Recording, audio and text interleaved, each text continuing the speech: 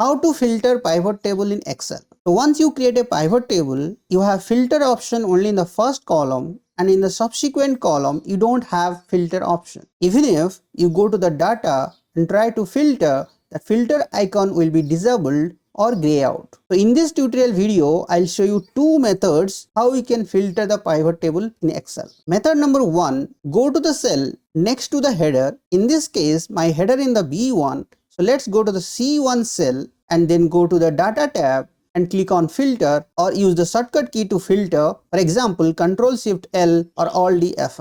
Then you can see that your filter icon is enabled and you can do a filter based on your numbers. But in this case, grand total number is missing. To get that grand total numbers, let's learn the method 2 to filter the pivot table in Excel. For example, you want to remove 0 numbers. So since we have a filter here, go to the C1 and remove the filter. Then right click on the first column and click on filter. Then select value filter. So here I have the sum of January column. So I have option to filter based on my requirement. So here I want non-zero numbers. So here I'll mention does not equal to 0 and click on OK. So in the similar way, you can right click and click on filter and clear the filter from the fruits so that you get all the numbers. Please do subscribe to learn more tips and tricks. Thanks for watching.